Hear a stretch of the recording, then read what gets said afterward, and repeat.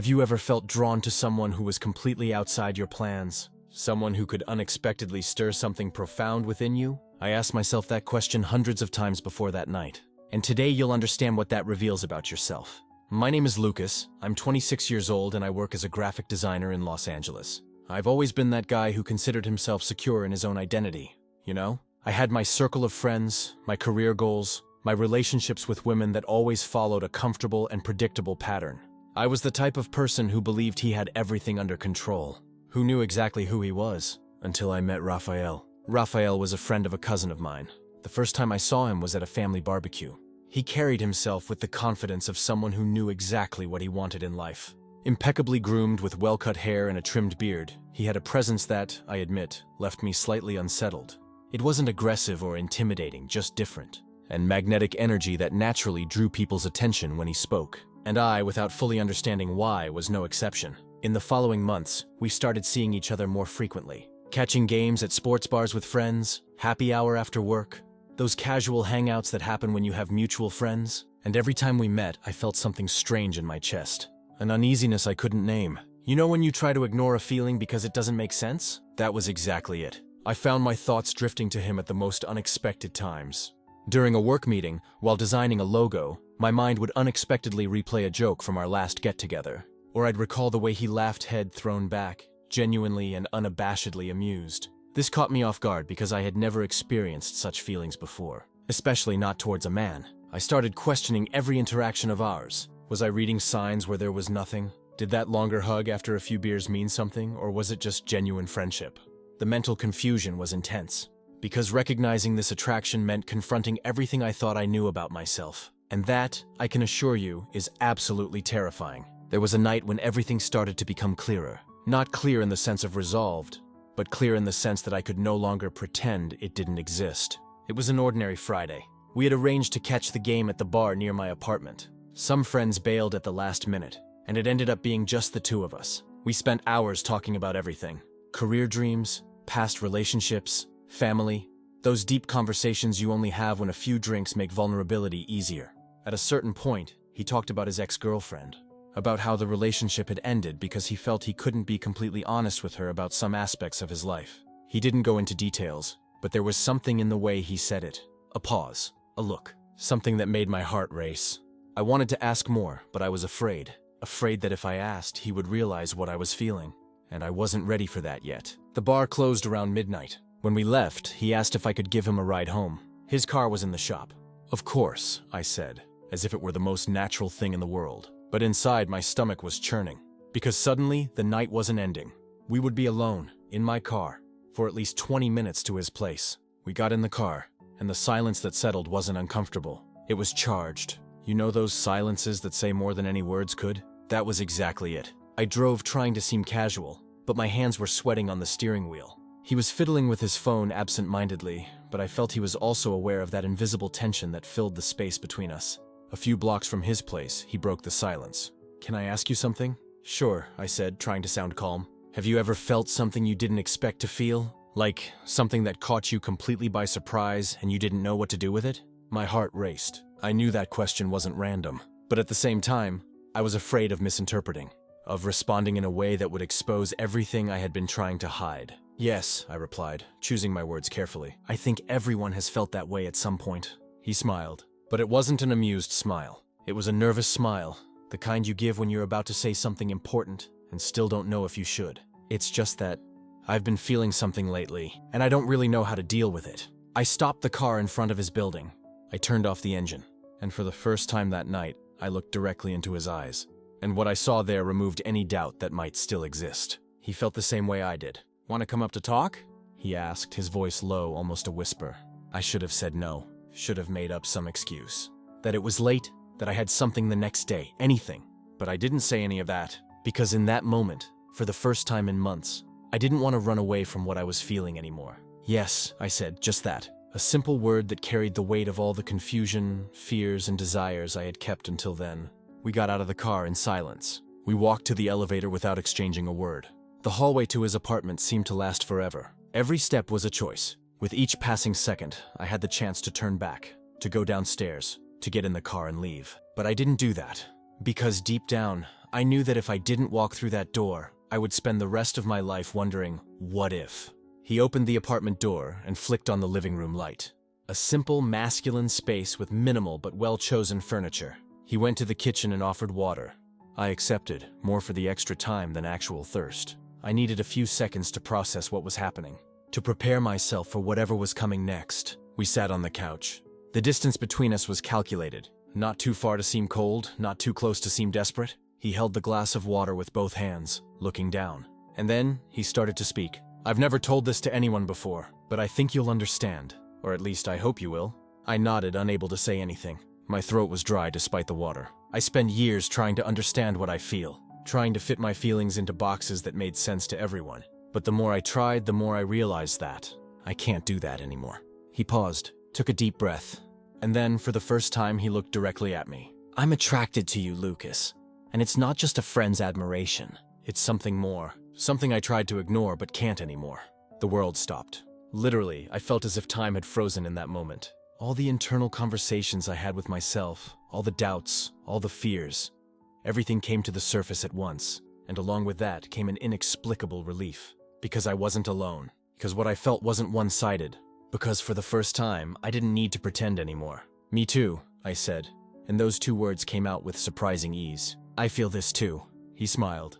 A genuine smile, relieved, almost disbelieving. Really? Really? I've been confused for months, trying to understand what this was that I felt every time we saw each other. And now I know.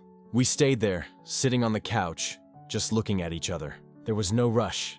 There was no need to do anything other than be there, in that moment, acknowledging what existed between us. It was strange and familiar at the same time, frightening and liberating. A contradiction that made perfect sense in that context. He reached out his hand and touched mine. A gentle touch, testing, asking without words if everything was okay. I didn't pull back. Instead, I intertwined my fingers with his, and in that simple gesture, there was a silent promise. Of honesty, of vulnerability, of courage to explore something that neither of us fully understood yet. Really? He repeated, almost questioning. I don't know. I don't know what this means, he said. I don't know what we are or what's going to happen. But I know I don't want to pretend this doesn't exist anymore. Me neither, I replied. And there, in that silent apartment, while the city continued its rhythm outside, the two of us began to accept something that had been hidden for far too long. There were no ready answers. There was no manual on how to deal with that. But there was something real, something that deserved to be explored, even with all the fear and uncertainty that came with it. I told myself I would stay just a few minutes, that we would talk, put our cards on the table, and each would go our own way to process all of that. But I didn't know that decision to enter. Those few minutes that would turn into hours would change everything. Completely. When the apartment door closed behind us, the silence was almost deafening. That kind of silence that screams everything you're not saying. I stood there, standing in the middle of the living room, looking at anything but him. The bookshelf, the worn leather couch, the window overlooking the still busy street below. Want to sit? His voice was softer now. Tired, perhaps. Or just real. Without that armor we wear when we're in front of other people. I sat on the edge of the couch. He went to the kitchen and came back with 2 bottles of water. When he handed me one, our fingers touched for half a second. And I swear I felt that touch echo through my entire body, as if every nerve ending had woken up at once. Sorry for dragging you here, he said, sitting next to me. Not too close, but not far either. That calculated distance of someone who's trying to be respectful but dying to close the gap. I just couldn't keep pretending there anymore. Pretending what? He laughed, a short laugh, without humor. That everything's normal. That I can be around you and act like nothing is happening. My heart raced, because I knew exactly what he was talking about. That tension that had been growing between us for weeks. Those looks that lasted half a second longer than normal. The conversations that started about work and ended at 3 in the morning. Talking about dreams and fears and things we had never shared with anyone. What do you think is happening? I asked, and my voice came out hoarser than I intended. He looked at me, really looked at me, in that way that makes you feel like you're being seen for the first time in your life. You know what's happening. I know you know. And I knew. Of course I knew. But hearing it out loud was different. It transformed what had been safe in the territory of the unspoken into something concrete. Real.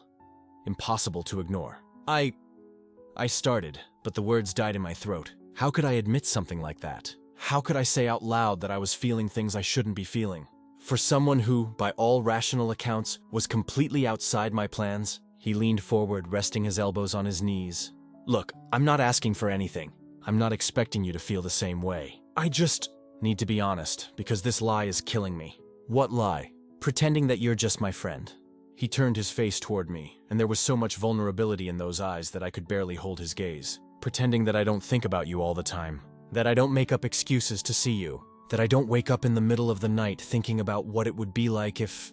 He stopped, swallowed hard. And in that silence, all the air between us seemed to electrify. If what? I whispered.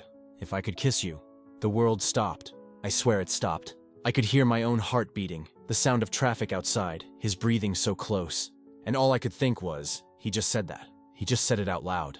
I'm not saying you feel this too, he continued quickly, as if he needed to fill the silence before I ran away.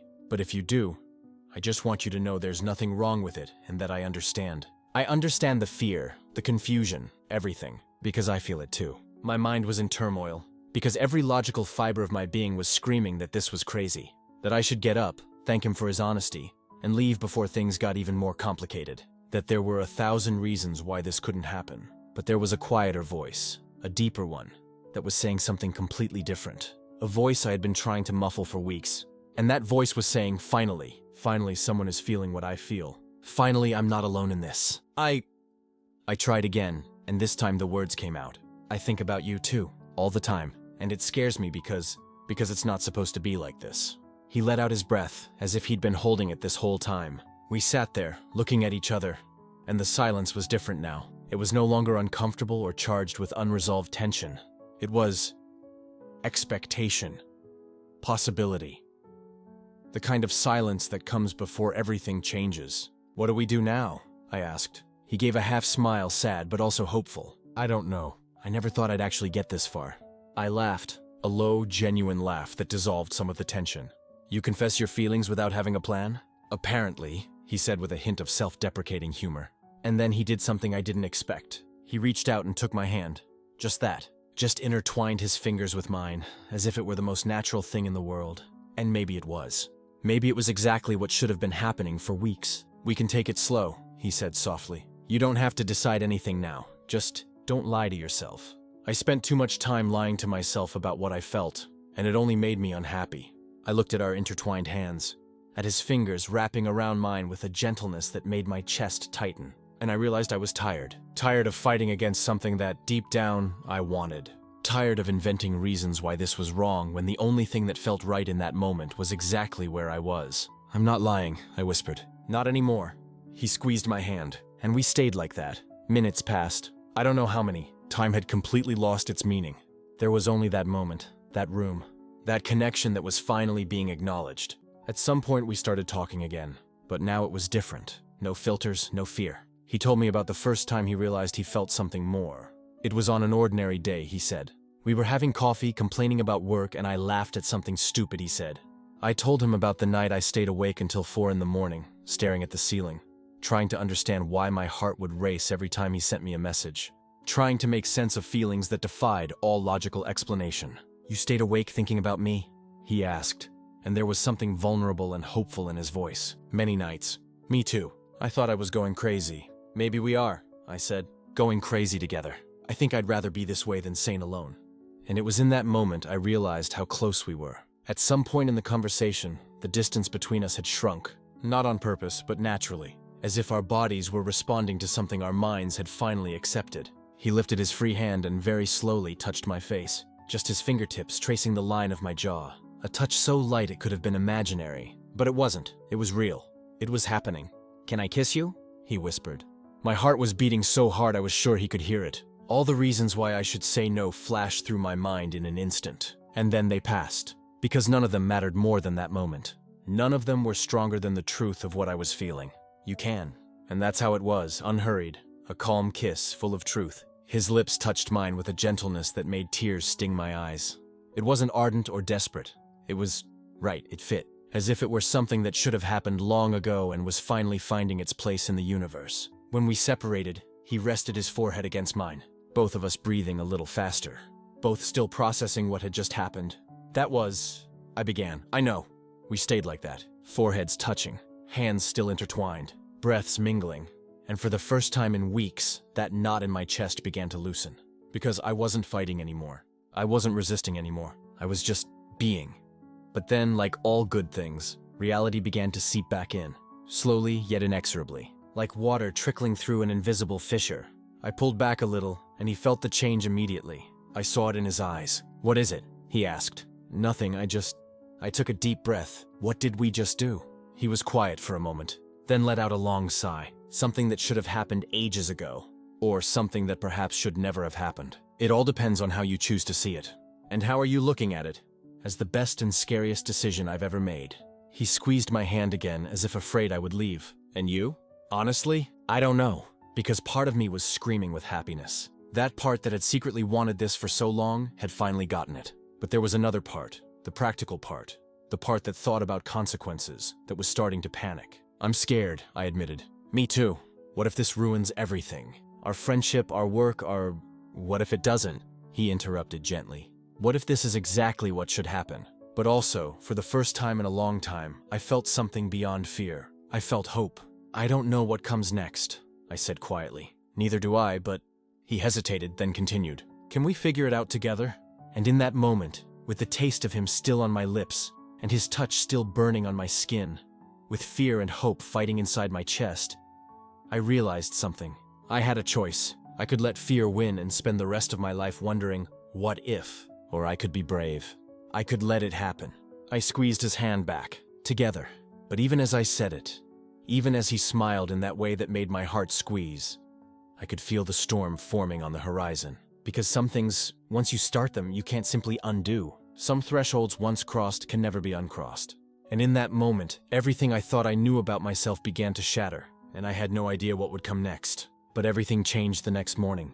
I woke up before Raphael. Sunlight was streaming through the window, illuminating his face as he slept. And it was in that moment, looking at him so peaceful, that I felt a tightness in my chest. Not from guilt, not from fear, but from something I had never felt before. A strange and comforting certainty at the same time. I was in love. It wasn't confusion anymore. It wasn't just attraction or curiosity anymore. It was love, real, deep, and completely unexpected. When he woke up, his eyes found mine immediately, and he smiled. That smile that said, "I know exactly what you're feeling because I'm feeling it too." "Good morning," he said, his voice hoarse with sleep. "Good morning," I replied, and my voice came out weaker than I expected. We stayed there, just looking at each other, and it was he who broke the silence. "We need to talk about this, right?" My heart raced. The conversation about what this meant, what would happen next, how this would change everything. "We do," I agreed. Raphael sat on the bed, running his hand through his hair. I sat down too, still processing everything that had happened.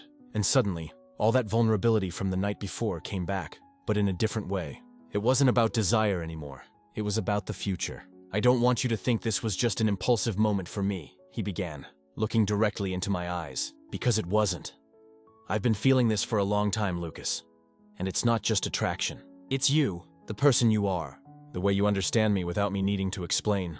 The way you make me feel alive." I felt my eyes burning. "Me too," I whispered. "I've been feeling this for a long time too." He took my hand, intertwining our fingers. "So we need to decide what we're going to do about this," he said. And there was a seriousness in his voice that scared and comforted me at the same time. "What do you mean?" "This isn't a secret we can keep forever, Lucas. And I don't want to keep it. I don't want to hide you. I don't want to pretend you're just my friend when you're so much more than that to me." My heart was beating so hard I could feel it in my temples. "But what about our friends? And our families, everyone? They'll say it's wrong. That it's weird. That..." "I know," he interrupted me, but his voice was calm. "I know what they'll say, and it's going to be hard. But the question that matters is, what do you want?" What did I want?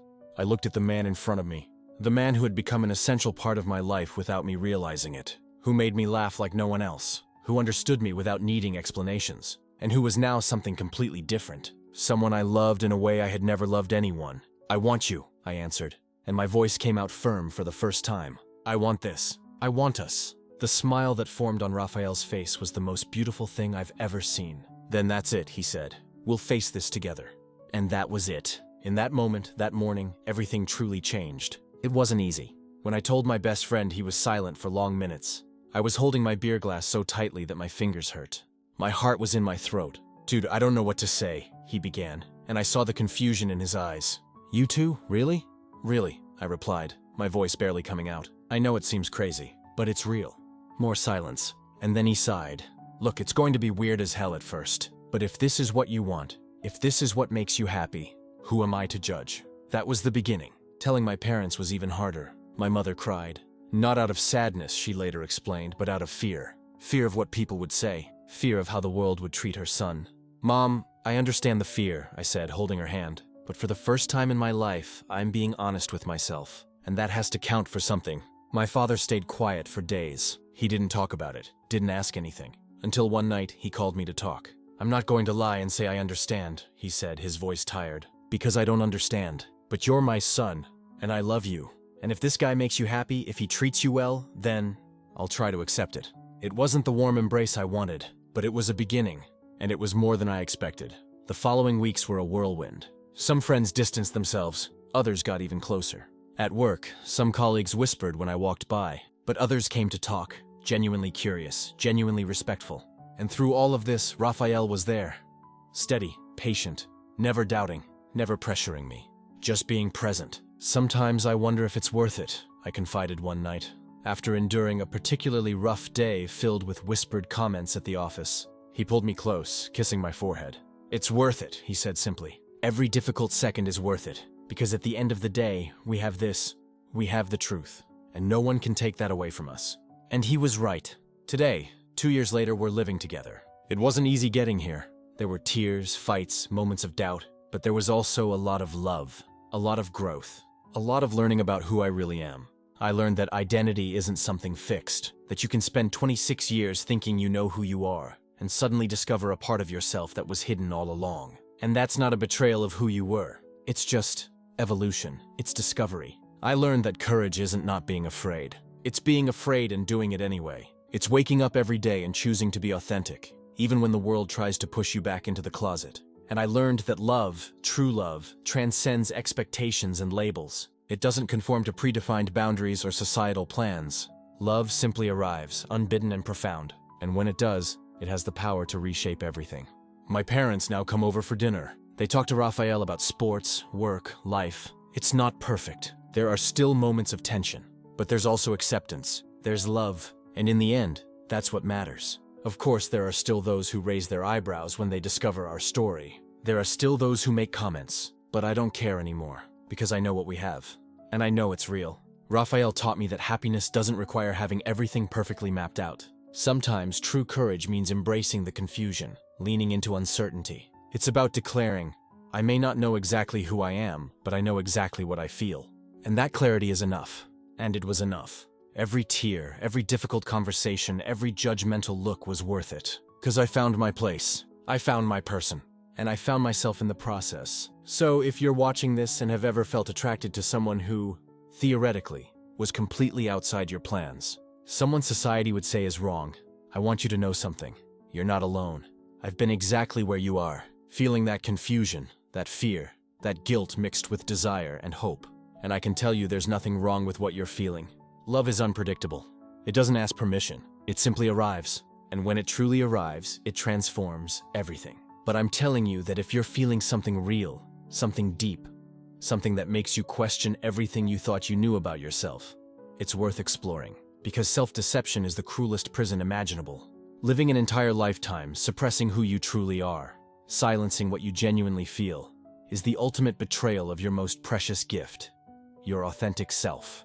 So be brave. And if you've been through something similar, if you've had that moment that changed everything, share it here in the comments. Because stories like these need to be told. They remind us that we're not alone, that love, in all its forms, deserves to be celebrated. And if you liked this video, if it touched you in some way, hit that like button, subscribe to the channel, and turn on notifications so you don't miss future content. Because here we talk about real love, the kind that transforms, the kind that liberates, the kind that makes you truly alive. Until next time, my community. And remember, love has a way of arriving unannounced, in the moments and places we least anticipate. And when it truly arrives, it transforms everything.